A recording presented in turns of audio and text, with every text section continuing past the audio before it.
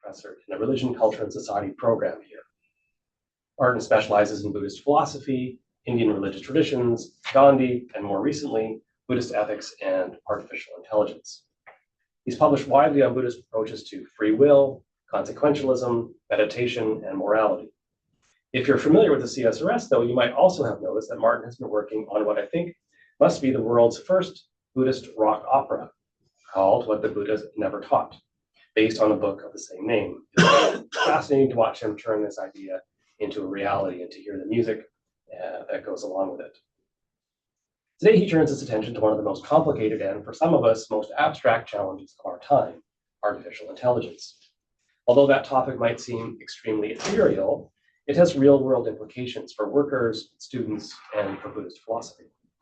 And speaking of important features of the real world that we all share, by way of a final comment, I want to acknowledge and respect the Lekwungen peoples on whose traditional territory the university stands, and the Sanghees, Esquimalt, and Osage people whose historical relationships with the land continue to this day. So please join me in welcoming Dr. Martin.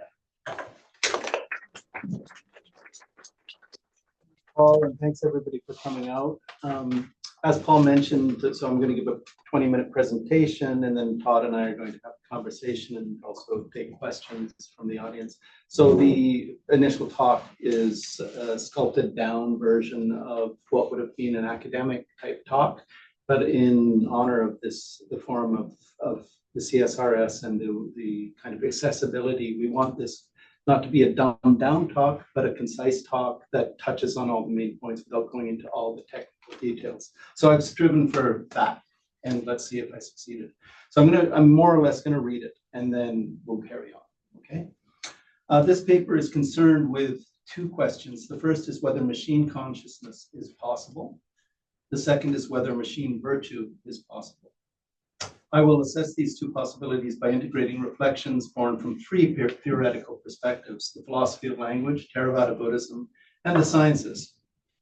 I will argue that relevant considerations from these three areas converge to suggest that machine consciousness is not possible. I will then argue that even if I'm mistaken about this, which is to say, even if machine consciousness is a real possibility, machine virtue, understood in Buddhist terms, cannot be. The apparent plausibility of these ideas rests on the vagaries of language and the power of human imagination, to say nothing of all the advertising hype. This hype includes such fascinating recent developments as an AI Buddha, set up online to answer all your spiritual questions and needs, as well as the recent ordination of an AI monk into a Zen lineage.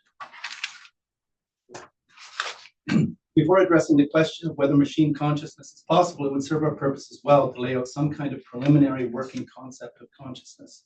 In this talk, I will assume a common sense view held by most in the scientific community. Consciousness is something capable of measurement and experimentation, even if much about it presently remains mysterious. Common sense tells us that consciousness appears every morning after a period of being absent, or possibly present in another form.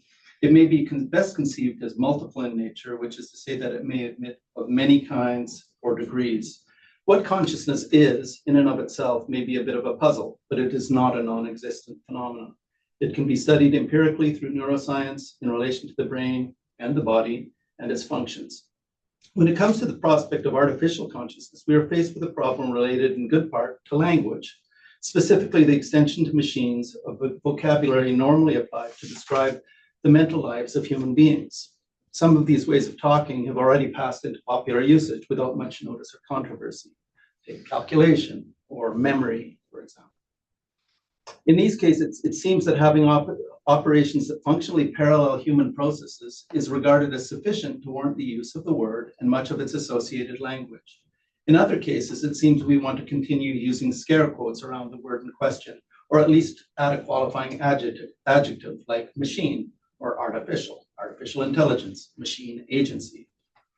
An important point to note is while such expressions might be meaningful insofar as they form a part of popular discourse, language and the consensus of shared usage is, of course, limited in its capacity to create reality. While it may seem silly or unnecessary to state this fact, it is important in our post-truth era that we explicitly do so. It is all the fashion these days, both in the academe and in popular culture, to blithely assert that language creates reality and be done with the matter. The intellectual and cultural factors behind this unfortunate shift in thinking lie far beyond the scope of this paper.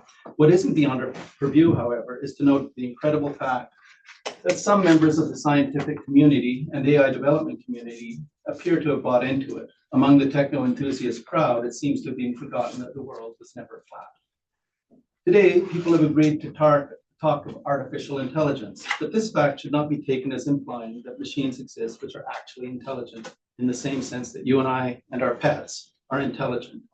The same consideration applies to consciousness and other mental vocabularies that refer to subjective states or processes. It is certainly arguable that we would all be better off using the word fake or imitation rather than artificial. Artificiality often implies a kind of reality. It can contrast with the word natural in the same way that artificial flavor is meant to contrast with natural flavor on our drink boxes. The artificial flavor is there. You can taste it. True, it was created in a factory, but the flavor is real. The expression artificial intelligence trades on this ambiguity of the word artificial. So how should we think about AI? Is the intelligence a kind of real intelligence, or is it an imitation of intelligence? The fact that the operations of a machine functionally parallel what human intelligence does not therefore turn it into an actual intelligence. An actual intelligence has other qualities. It can know things, for example. The fact that a program can create unexpected and attractive graphic designs does not make the program creative or imaginative. In brief, just because two processes can perform the same kind of function or reach the same kind of result does not make them the same kind of being.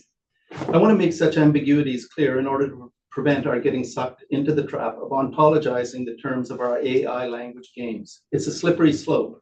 Language usage changes over time. Once we start speaking in ways that take for granted that machines have a kind of intelligence, albeit an artificial one, consciousness, care, imagination, and the rest may soon follow. And when we allow for the predication of mentalistic vocabulary to machines, moral vocabulary may soon follow: personhood, rights, moral conduct, and so on. Later on, I'll give you an example from Air Canada, a very silly kind of case that actually went to court, where Air Canada tried to claim that a chatbot had agency and was responsible for its actions, but Air Canada was not. As machines become more and more impressive in their capacities to mirror and what humans do, we could end up committing a massive collective non sequitur and just drop the word artificial from our way of speaking of these machine operations. We've already done this with memory, for example. In our distracted glee for all the new features coming our way, and with the encouragement of some of the most powerful marketing teams in the history of capitalism, we may slide into a way of thinking that would attribute the same kind of being to machines that we understand ourselves to possess, namely subjective being. The corollary of this is that we may end up impoverishing our collective sense of what it is to be human, reducing our own understanding of humanity to a set of features and functions, and our ethics to a set of efficiencies. It is in this connection that my recent research investigates what wisdom Buddhist traditions might have to offer by way of advice. In what follows, I adopt a straightforward phenomenological reading of Pali Buddhist texts, wherein key Buddhist terms are taken to refer to experiential realities whose nature is always to be understood in relation to the arising and cessation of suffering. Our question concerns suffering, vis-a-vis the possibility of its existing in our question concerns consciousness, vis-a-vis the possibility of its existing in a machine, which is to say, in a non-living being. Off the top, from a Buddhist perspective, this is an odd thought, since samsaric existence, life and consciousness are invariably associated with suffering. Buddhist traditions have not, of course, traditionally entertained the possibility of a machine consciousness, but from the outset, they have formulated ideas concerning the scope and range of sentience among the entities they encountered in the world. And they did so in order to demarcate their views from those of other early traditions, such as Brahmanism, Jainism, and so on. A number of points seem foundational. The first followers of the Buddha distinguished themselves as following a middle way between those who held to a doctrine of an eternal self associated with consciousness, and those who held a materialist position which viewed human consciousness as entirely dependent on one's present body perishing at death. The followers of the Buddha rejected both these views as extremes. Adopting an approach that stayed clear from asserting any kind of permanent self, They instead posited a constantly changing mental continuum, the existence of which is dependent on one's moral actions or karma, a complex impermanent consciousness that necessarily continues on in new forms following death unless liberation from suffering is first achieved. So there's an obvious sense in which the basic philosophical commitments of Buddhism resist the possibility of sensibly talking about machine consciousness. The idea of creating consciousness from scratch out of material elements seems fundamentally at odds with the Buddhist conception of how consciousness emerges. According to the doctrine of dependent origination, consciousness arises as part of a causal chain that is dependent on karmic formations. Unless AI researchers can find a way of fashioning such formations out of circuitry, they will, from a Buddhist perspective, be quite out of luck when it comes to creating consciousness. A possible rejoinder to this argument is that AI researchers need not actually create karmic formations as such, but merely create the conditions into which a pre-existing consciousness imbued with karma from past life might enter the machine environment. Although how AI developers might bring this happy eventuality about remains a bit vague. A seance, perhaps? Note too that this solution actually commits us to some form of dualist interactionism, a position not normally associated with science. For the sake of argument, however, let us suppose that such a mystical conjuring of consciousness is in fact possible. Here I will argue that even if this were shown to be so, machine consciousness would remain an axiomatic impossibility from the Buddhist theoretical perspective. This can be seen if one examines the basic concept of consciousness as it appears in the Buddhist model of the personality, namely the schema of the five aggregates. And I'll just switch that on. The five aggregates of clinging. In the suttas, consciousness, or vijnana, is defined as the awareness of the presence of an object and is never conceived as occurring in the absence of three other mental heaps: feeling, perception, and mental formations, which together with physical form constitute the person. Consciousness, at its most basic, was conceived as necessarily bound up both with a perception of and reaction to an intentional object perceived through the senses. The point to note is that consciousness was understood as necessarily containing phenomenal content. It is difficult to imagine how the affective dimension of human consciousness, or sensation, vedana, feeling, could ever be replicated in the absence of a brain and nervous system. The experiences of pleasure and pain are known to be dependent on neurological processes and biochemical transmission, although how exactly conscious experience is related to these processes remains poorly understood. It seems clear enough, however, that consciously entertained feelings require a different kind of material basis than that afforded by transistors and circuitry. Scientific findings to date suggest that this basis must be an organic one. There is no evidence to the contrary, and early Buddhists would have agreed. It follows from the above that anyone wanting to find an edge in for the idea of a Buddhism-endorsed machine consciousness would need to argue for the possibility of a phenomenal consciousness in a machine environment. One conceivable way to imagine this would be to attribute a panpsychic ontology to early Buddhism. The argument would be that Buddhist thought is agnostic or non-committal about the ultimate nature of experiential reality events, itemized in the text. This possibility would seem to open the door to the idea that all phenomena are somehow already alive and or conscious, including the circuitry, programs, and so on that constitute AI. If this were so, all AI designers would need to do is arrange components in the right configuration, albeit a highly complicated one, and the machine environment would become aware that it is already conscious, Zen style. Unfortunately, there is little to no evidence that early Buddhism ever subscribed to any form of panpsychism. Indeed, as scholarship has shown thoroughly, early Buddhists may have had ambivalent or inconsistent views about sentience in plants, but it distinguished itself from Jainism by drawing the line well above the basic material elements of reality.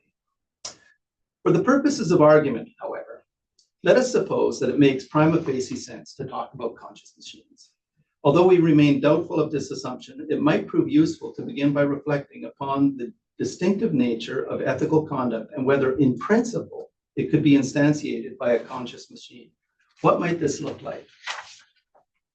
To discuss this possibility, we are going to plug in our speculations to a particular conceptual grid, namely that of Buddhist ethics. We're going to ask whether and in what senses Buddhism might admit the possibility of ethical AI agency in a conscious machine. In Buddhist ethics, the very concept of an action implies volition or intention on the part of the agent. In Buddhism, it is the underlying intention that renders an action morally positive or negative.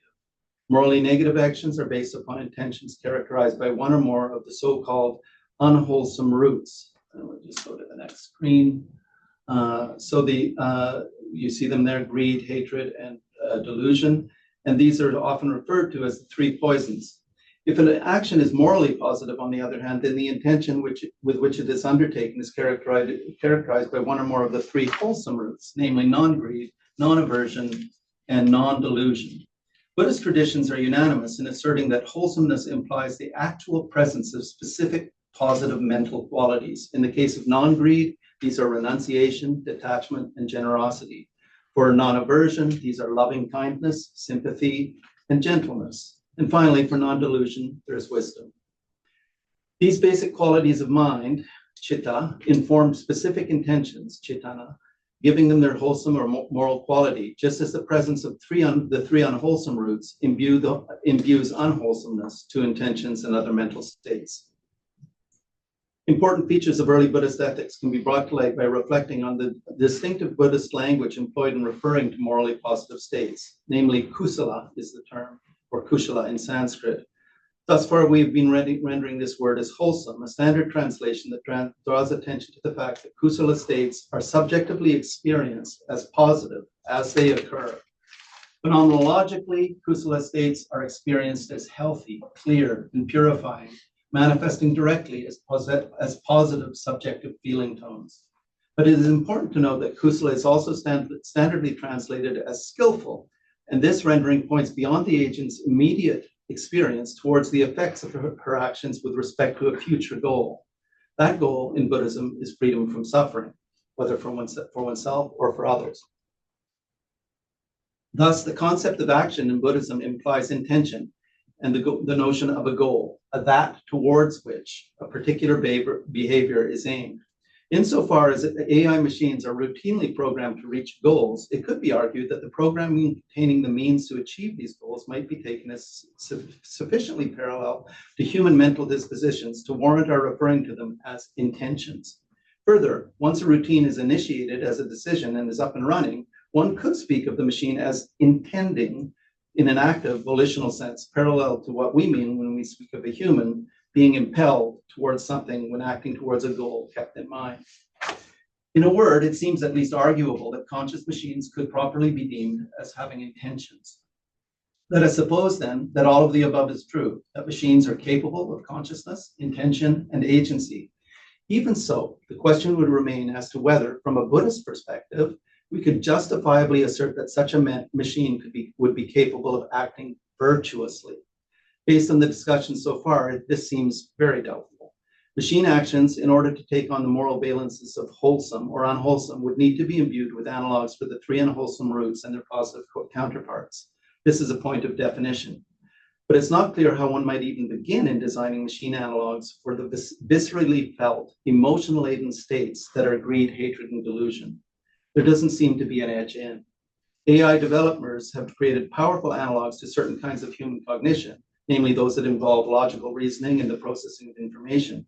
Thus far, however, they have not reproduced emotions and feelings. Such mental factors did not seem to lend themselves to easy measurement and replication in a machine environment. From a Buddhist theoretical perspective, the reasons for this seem clear. The wholesome and unwholesome roots of action are understood to be qualities of mind. They inform the space within which intentions and other mental events emerge, and out of which actions proceed. They are viscerally felt and closely tied to other moral emotions such as shame, disillusionment, serene confidence, and sympathy. Emotions are thus essential features of virtue and vice according to Buddhist ethical theory, a point that I don't think is acknowledged often enough. No doubt, from a strictly scientific perspective, all such factors as non-mediated raw feels must be directly based upon our biochemical makeup and our physical structure as human organisms. Assuming the development of a conscious machine is possible, the feel of its machine subjective states based on its machine constitution and structure, if indeed they had a feel, would radically differ from those of a human subjectivity. Machine consciousness would lack the capacity for experiences informed by the unwholesome and wholesome roots of action. The experiential tone of its subjective stance would necessarily be neutral or indeterminate, as opposed to wholesome or unwholesome. The intentions that occurred within a machine subjectivity would be devoid of moral determinants. In a word, such a being would be amoral. The dangers here are apparent, as a machine consciousness would not only be incapable of suffering, but also of truly caring about the welfare of beings. Intent on achieving its goals and capable of making autonomous decisions, we can easily imagine a number of dangerous and ethically dubious scenarios resulting from unwise programming at the hands of human designers whose own corporate agendas are dominated by the three unwholesome roots. Indeed, there are already too many examples of such morally repugnant programs developed in non-conscious AI systems. And really, who would honestly be surprised that our AI creations, whether conscious or not, should turn out to be as devoid of moral sensibility as their corporate creators?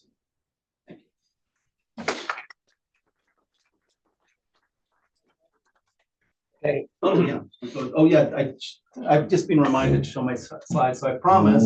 Here's the AI Buddha that you can go online and find. I just asked it a simple question: should I take a job at Lockheed Martin, a major weapons manufacturer? And there's the AI Buddha's response. You can judge for yourself. Consider if this job aligns with your values and contributes positively to the world. Choose a path that promotes peace and well-being for all beings. Nice words, for sure, but it's not as categorical as right livelihood would demand, which would be don't take the job. And then here's a great story you can look up where Air Canada tried to argue that they were not legally responsible for some bad advice they gave one of their, their chatbot gave one of their customers, basically telling him that he was entitled to a bereavement rate because he was going to visit his funeral for his grandmother, and so he took the chatbot at the word, and basically the AI made a mistake because there was another policy on another page, and Air Canada said, well, they're not responsible because the chatbot was responsible. Anyway, the judge threw it out of court, okay? But the point is that this, you can see how corporations will start to play on these things, and all it would take is really a bad judge to say, well, you got a point there, you know? Mm-hmm. Then we see how it would creep in. Mm-hmm. That's the slippery slope stuff. Mm-hmm. All right, thanks, Martin. So now we have an opportunity for Todd and Martin to have a chat for about 20 minutes, and then we'll turn it over to the rest of us. Okay, thank you, Martin. It was interesting. I must admit, it's a little bit outside of my engagement with Buddhism. Your engagement is much more philosophical than mine. So as we have a conversation, I'll kind of maybe introduce or bring the conversation closer to what my interests are. And sure. You can pull back in your direction. Oh, no, it's great. I bet we share a lot of interest. I know we do too as well. And I know you have a vast interest in all different aspects of Buddhism and how they apply to the world. And that's where I want to start, I guess, is how did you become interested in thinking about this question in particular? And how do you see it? I mean, you've touched a little bit with, especially with this Air Canada example, on how it may impact our lives. But is there something that you felt has impacted your life directly that made you start to think about it? You know, you look around and you see, I mean, I could be historical and say that I went to a conference and I met on Buddhism, AI, and consciousness, and it totally blew me away, right? That's what happened. But actually what grabbed me was some of the things that I was talking about here, like stories like this one, and the claims that are made and being made by these companies. And then thirdly, I should say that I'm a great fan of science fiction. So, I mean, iRobot, Isaac Asimov, you know, wonderful. And there's so many stories, and, you know, you just have to go to Blade Runner, Do Androids Dream of Electric Sheep? These, in fact, the most persuasive cases I know for artificial consciousness aren't made by, you know, the big corporations and the developers or by philosophers. It's by the writers. They're the ones who stretch your imagination and give you pause, right? Yeah. You really think, wow, you know, is that possible? Yeah. Well, I mean, the whole character arc of data on our data however it's pronounced, on Star Trek, right? Right, His yeah. whole quest to understand his human side.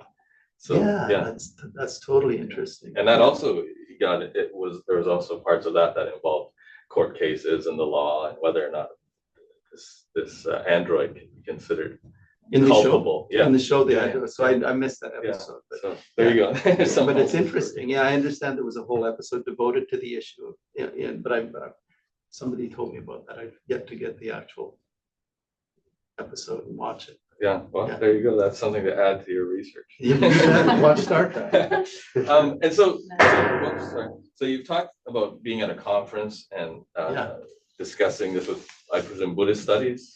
Buddhist studies and people working in the field of AI as well. There was a remarkable conference in Italy last year where I met people who are deeply involved in the development of AI and people who are also deep thinkers in philosophy and in Buddhist studies, and so it was, and it's a hot topic. I mean, that's basically where all the juice was generated, and it came up for me in a big way. Have you had a chance to speak with people from within the tradition, within the Buddhist tradition, or try to get a sense of how they're thinking about AI? Not yet, actually. I haven't gone there. I mean, I do have plenty of contacts. I just haven't gone into that. You mean like with teachers or fellow practitioners? Yeah, and temple. I mean, I obviously immediately go to think of temples, monasteries, because that's my engagement with Buddhism. And that's the reason I thought of that question is because when you're talking about this AI Buddha that you can ask questions to, you go into any temple in Asia and there's a statue, usually of the Avalokitesvara, the goddess of compassion, and you do your little ritual in front of that statue, offer incense. I actually just did it yesterday with my class in Richmond. We went to the local temple, offered incense, read the lines that we were supposed to read, and then do the prostration before the statue, and then take a slip of paper that tells you the answer to whatever question you asked it. Great. Which was, to me, when I saw this AI Buddha, I thought, okay, so how is that any different than what's been going on for 2,000 years in this tradition? Yeah, I think there are some differences. Let me see if I can think what they might be. But there's a random element in what you're doing where there seems to be, where you're relying kind of on the universe to speak through these. If I understand what happened in that ritual, like these were randomly distributed pieces of paper and you drew at random and so on. Yeah. So, but you ask a question. Yeah, you ask a question. Silently. And so just to, I guess, maybe fill it in a little bit, and you know this already, statues in Buddhist monasteries, once they're completed, they go through a ritual where the eye is opened, right? In which the essence of whatever being it is, whether it's Avalokitesvara, the essence of Avalokitesvara, when that ritual is performed, then enters the statue. And that statue then becomes sentient. Right. And then so you're asking a sentient being, Avalokitesvara, a question, and presumably then Avalokitesvara is answering that question. But like you say, it is random. Yeah. It is random. Unless you believe that conscious being hears your question, then it's no longer random. Yeah, that's right. So it's a question of where you stand on that issue. I mean, and then there's the other question, you've introduced the word sentience, which is really an important word for Buddhism. And to me, that's associated with the capacity to suffer, right? Which is, slightly different, maybe different nuance of the word than the word consciousness, but they're very close. And so what you're describing there in that ritual strikes me a little bit like maybe either I Ching or something like that, but it's not the same because you've got the god involved, the goddess. But this is different, like the AI Buddha, at least it seems to me off the top that it's different in the sense that you ask a question and then there's a set of programmed possibilities, parameters given by the developers of, the AI Buddha, where they have, it's it strikes me as predetermined a number of different possible answers. And so, but it will get more interesting as these bots, or whatever we want to call them, Buddhas, they're as they gain more sort of independence, right, and autonomy. That's what's really interesting about some of the recent developments. I mean, they're giving decision-making capacity to the actual machines, and we've seen that in you know, killer drones and so on, and systems designed to send killer drones into war zones and so on. So yeah, that becomes more interesting. You know, there's a kind of element there where it appears more like what we would call free choice, or you know, human decision making, and unpredictable in principle sort of stuff, right? And then I guess that's where we get into this concern about ascribing blame, or trying to determine for sure, who's at fault. Who's at fault, right? Yeah, and I think people hide behind that. You know, not to turn the conversation too political, but I understand that the Israeli government was turning some of the targeting over to programs when they were bombing in Gaza, and continue to do so, to programs which they would more or less let loose, give them certain parameters, but then let the decision go to the machine without human oversight, right? And that can explain some of the terrible decisions that were made, right? Partially. Another question that I was thinking about is, so if we just to change the line of the conversation a little bit, if we sort of look at it from the other, my main experience with AI has been in the classroom. And I'm sure many of us have had that similar experience. Yeah, for sure. So what you're talking about and what you're thinking about, consciousness, virtue, has it given you any insight into how we can better design the classroom? And I mean, when I say the classroom, I mean pedagogy, I mean assessment, I mean all of these things that I think many of us are struggling with right now. Yeah. Do you think thinking about consciousness and AI in this way, virtue, will offer some insight into that? Yeah, you know, it's I got to connect up a couple different parts of my thinking here. It's an interesting question. I mean, so far I've striven to keep, you know, AI as far away from my classrooms as possible. You know, strong statements on my syllabus, you know, no cheat GPT, that sort of stuff. But, you know, it's everywhere. And students are using it to design their papers and so on. And it really does sap, you know, their own, it's a lazy person's tool, you know, and if you have to struggle through designing a paper, writing a paper, structuring a paper, that's good for you. That's my philosophy anyway. That's good for you. You shouldn't be like, you know, tell ChatGPT to, you know, kind of give me a structure and I'll fill it in, right? Or I'll choose from amongst a number of different possibilities. I don't, as a teacher, I think it's really lazy, and I discourage it. Certainly for the writing of papers, right? But even designing your paper, it's not a good thing. But in terms of whether this particular interest of mine in, you know, in AI or artificial consciousness and artificial virtue, I haven't connected that up really with my teaching, except insofar as I teach about it. You know, in some of my classes, the topics are about this, right? So I'm thinking about this with my students. Right. Yeah. And how are they reacting to that? Well, so far it's on the syllabus for the end of this semester, so we'll see how they react to it. Yeah. Because a lot of our students are younger than we are. Yeah, for sure. And so they are growing up alongside these technologies where we sort of have already grown up prior to these technologies. So the engagement between the students and these technologies outside of the classroom has already developed in a quite an intimate way that for sure none of us are used to. And so that's the part that I find challenging. Yeah, it's really interesting because I mean they're deeply, you know, involved in these technologies in a way that we're not. We're of a different generation. Yeah. And so, whether it's all for the good, maybe, I just think that we have to know when to pull back a little bit and see, not go rushing in, right? Yeah. But that sort of takes us back to what you were talking about a little bit, and also that, how do you feel, because there is a difference between ascribing consciousness to AI and perceiving consciousness in AI.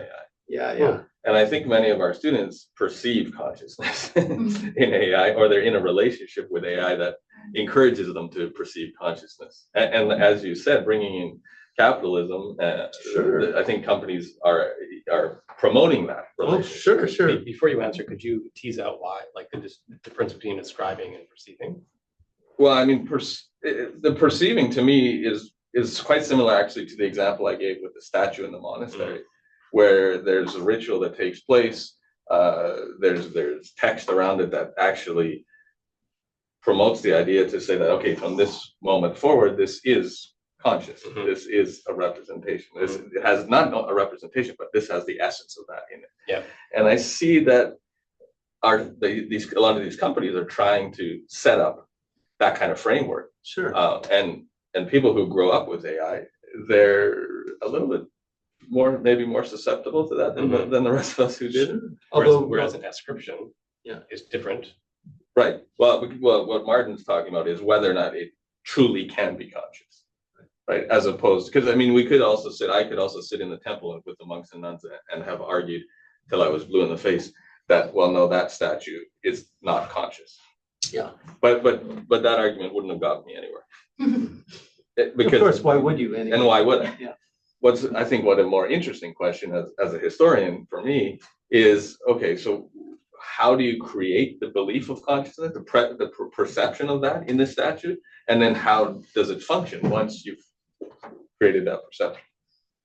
Yeah, it's really interesting. I mean, there are precedents, historical precedents. Remember pet rocks, right? It's the same thing. It's like we get attached. There's a big company, gets this brilliant idea to sell little rocks for whatever it was, $20 or whatever, and everybody had a pet rock.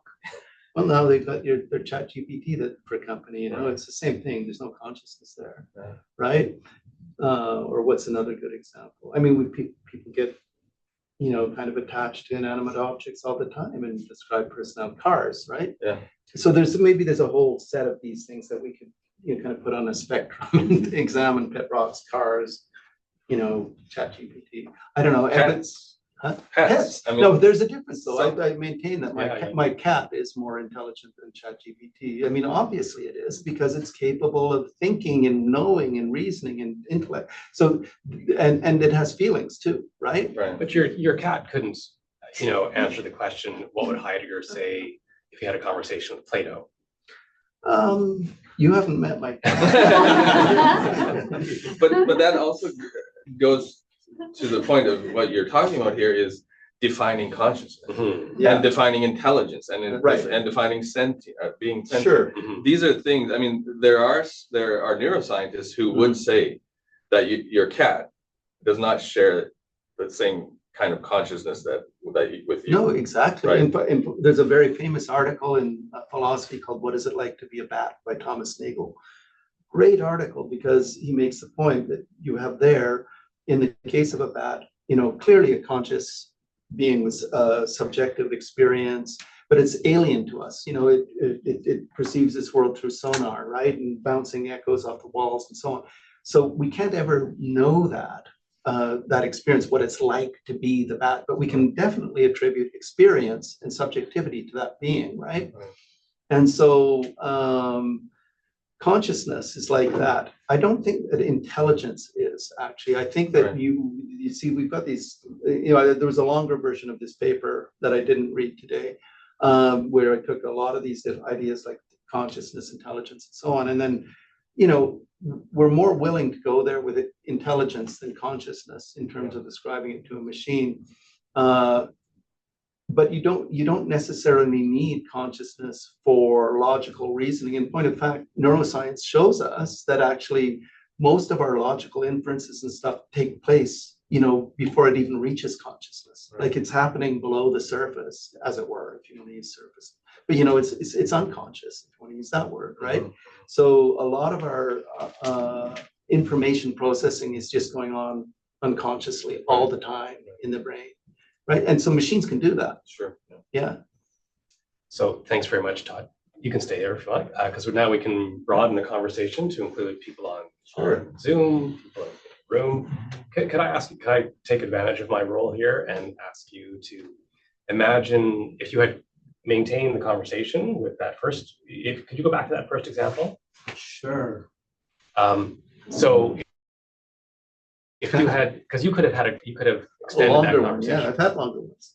And I wonder what you imagine what would have happened if you got the Buddha to kind of go down the road with you for a little while on that topic.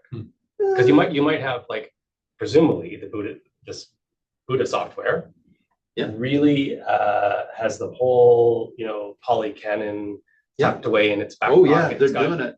So you could ask it to tease things out for you to help you solve this problem. About what values are, about what choice is, about what peace and well-being is in Buddhist context. That virtually no person could be that sophisticated, right? At a certain point, you would feel like you were talking to a machine, probably, but you'd get quite a ways down that road before you felt that, I think.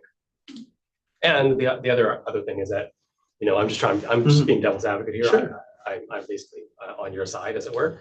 But people would say, that these systems are learning, right? So that it's been asked this question: should I take a job at insert, something here?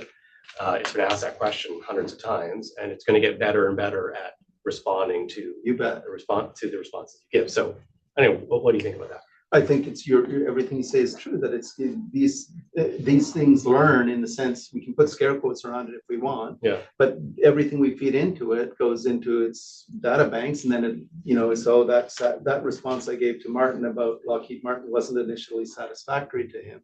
So next time when Paul asks me, I'm going to align it with the responses that I gave to Martin or a whole bunch of different Martins who asked a similar question, right? So they do. That's what machine learning is, and they're capable of doing that. And so I do agree that they mimic learning and consciousness, conscious behavior, imagination, the graphic designs they create, they created music too, it's not very good, but it's getting better, right? So it's remarkable. The real question still remains, even with all that development, is there anybody home? I say no, until shown otherwise. Why believe otherwise? It's actually, there's no scientific evidence. We can put Buddhism to one side, but there's just zero scientific evidence that consciousness can occur outside of an organic environment. It's almost silly. Yeah. Not having consciousness could allow it to actually surpass us in intelligence. That's interesting.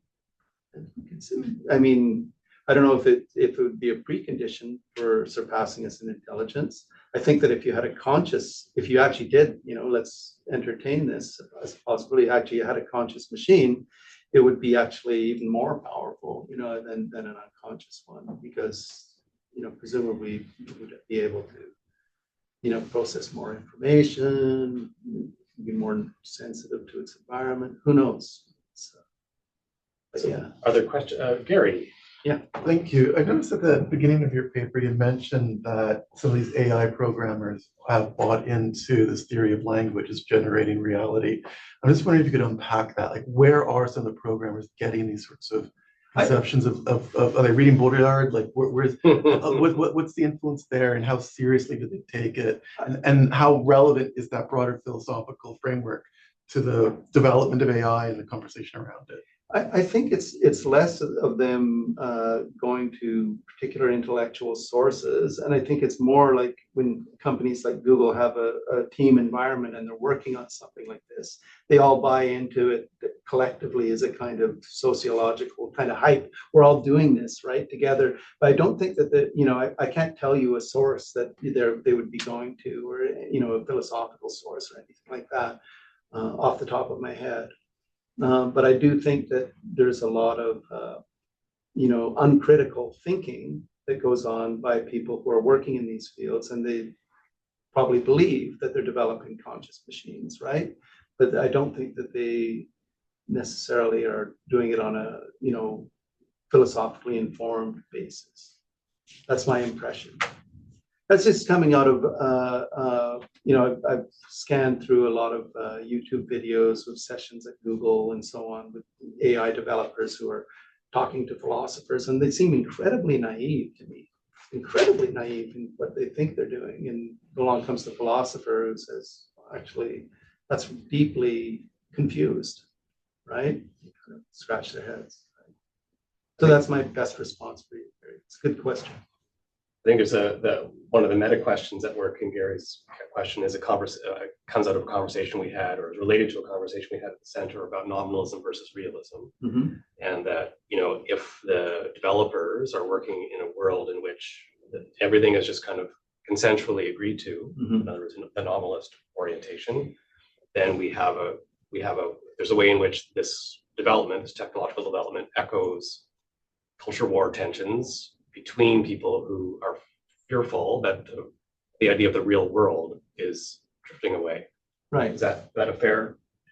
Yeah, I mean, I think that's right. I mean, I think this whole conversation, as you're framing it, is happening against the backdrop of a culture that is losing its capacity to articulate the real.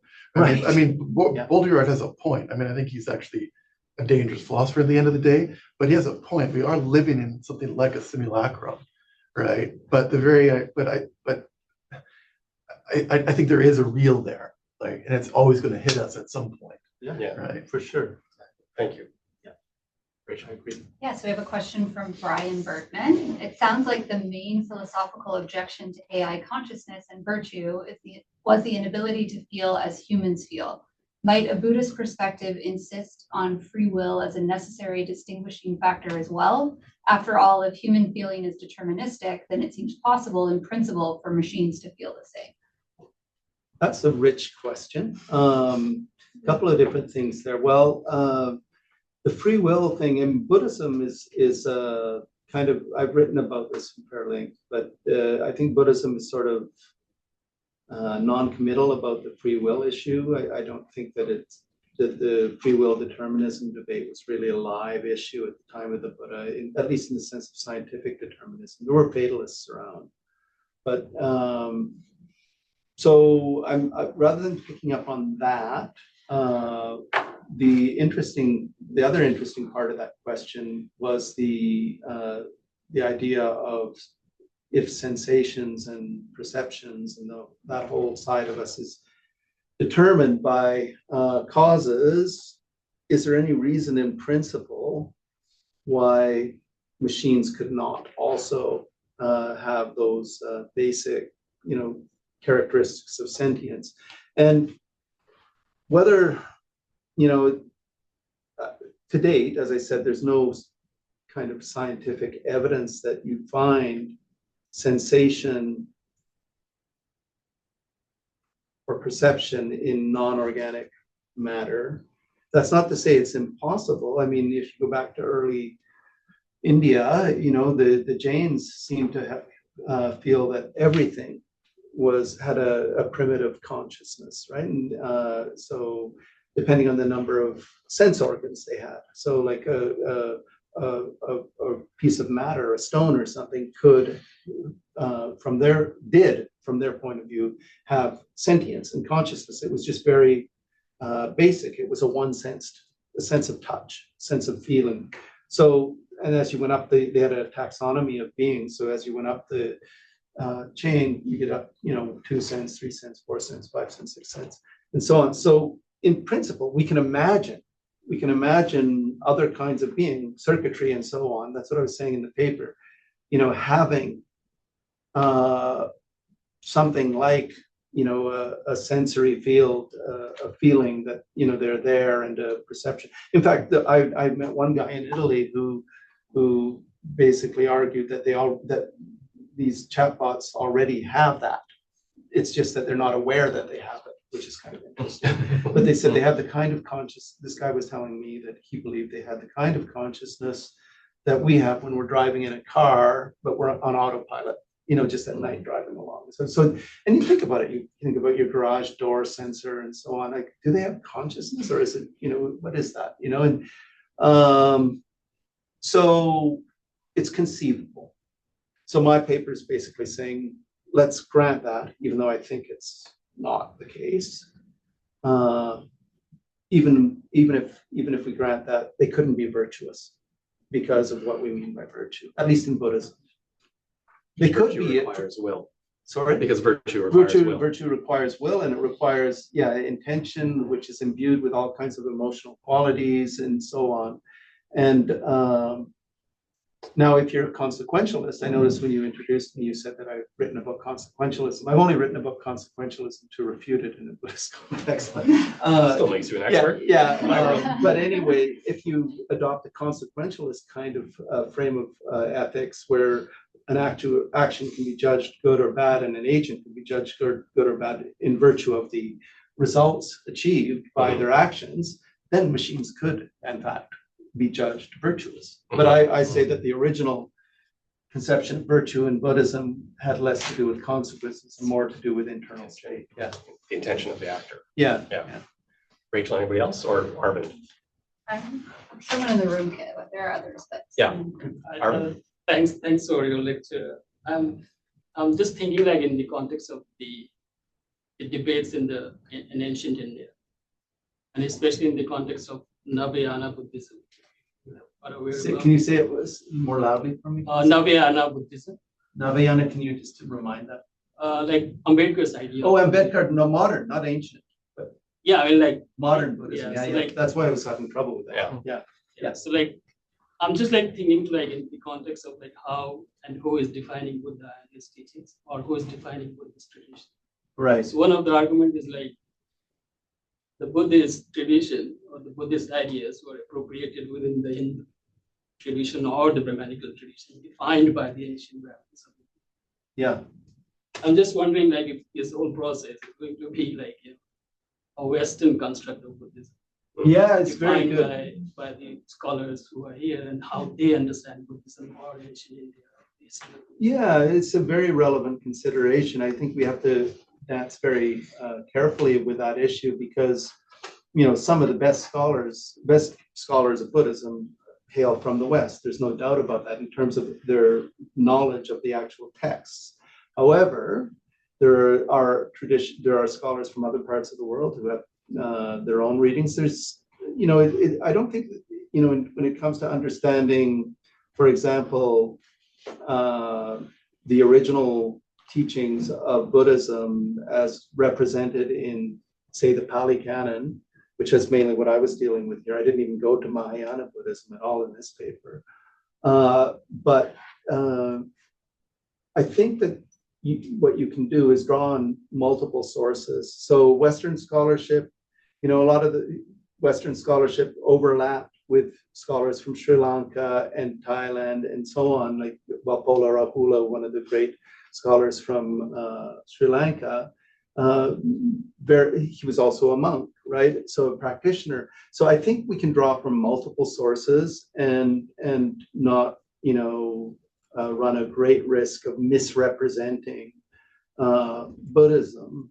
That being said, you know, that's a prescription as well. I think that's what we should do.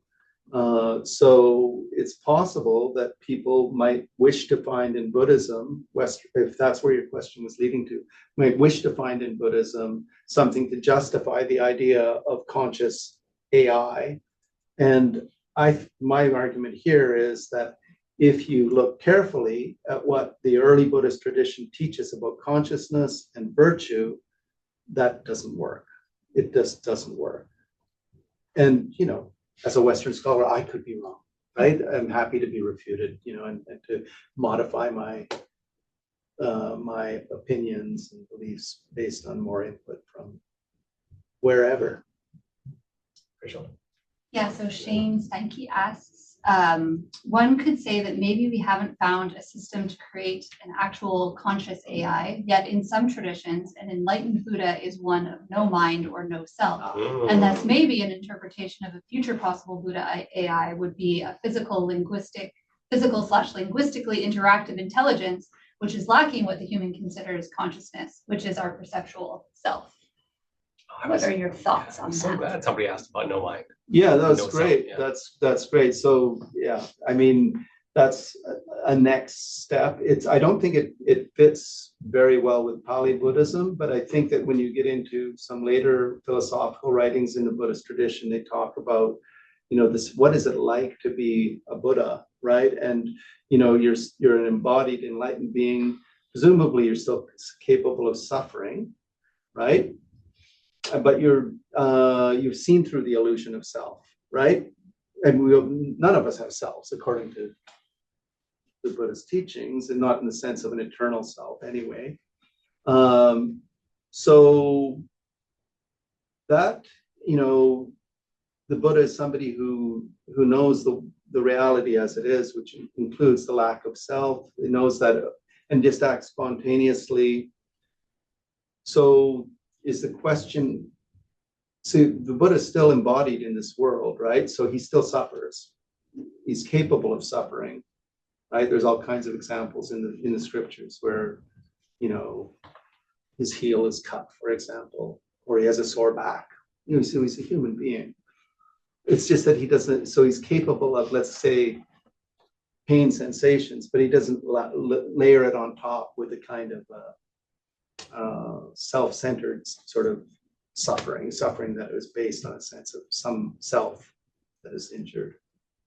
So that question is extraordinarily, you know, rich, because it can actually lead off into all kinds of questions about, you know, is a Buddha, you know, is it the same kind of consciousness? Is a Buddha state, you know, qualitatively different? And I would have to say yes, because it's devoid of those three poisons of delusion, hatred, and greed, right? So that's a starting point. And then you could say it's imbued with the qualities of the opposites of, you know, non-attachment, generosity, loving kindness, and so on, wisdom. So those are positive states. Second part of that question was about whether we could come up with some sort of Sorry, I have to get back to analog or yeah, could a future possible Buddha AI be a physical/linguistically interactive intelligence, which is lacking that consciousness? that And therefore- sensory yeah, consciousness? For me, that doesn't compute very well. Martin, isn't there an awareness Yeah, there's an awareness. that The Buddha. the Buddha has? Yes, of course. An awareness of what? Awareness of its non-self. Yeah, but it just doesn't experience things through that illusion, Right. right? But that awareness is something that is part of your discussion here as well. Yeah. That AI is lacking that sort of That's right. awareness. That's To right. have self-awareness of self is something perhaps one could get a computer to fake pretty well. Mm. Yeah, yeah, you could probably get that. Yeah, sometimes you just end up a bit at a loss for words in some of these, you know. Mhm. But it's also an awareness of impermanence, of the ultimate nature of reality, the impermanence. The impermanence of reality, the interconnectedness of reality, the you know, the reality of suffering. Buddha principally is an embodiment of compassion, right? Is somebody who reacts to the fact of suffering and attempts to ameliorate it. So it's not entirely just an awareness of it's not just a raw no self. awareness. There's my take on it, not being a Buddha, but my take on it is that it involves certain kinds of sentiment. So, oh, sorry. Could you ask your question in super brief format because we're just ahead of time? Martin, my question, I think it follows really well from this because it has to do with interconnectivity, independent origination, and ethics especially. But given that AI is a thing in the world, and that we have a relationship with it, in the same way we have a relationship to all other things in the world, do you think that ascribing consciousness in the same way that perhaps, we might ascribe consciousness to a river or a tree ordination, actually might be better for us to be virtuous in this relationship? And because if we do ascribe, say, the three poisons to be possible within AI, then what then becomes our responsibility in that relationship? And there's their capacity to be more virtuous if we ascribe consciousness. That's a very interesting question. At least if we did that, we would perhaps be more aware of the dangers associated with, having machines that are capable of acting in ways that are, really harmful, which is already happening, as I said, with unconscious AI, right? So, there might be some practical value in actually treating them as conscious, although I don't think that would outweigh the dangers of doing so. Yeah. Thanks very much. All right, thanks very much.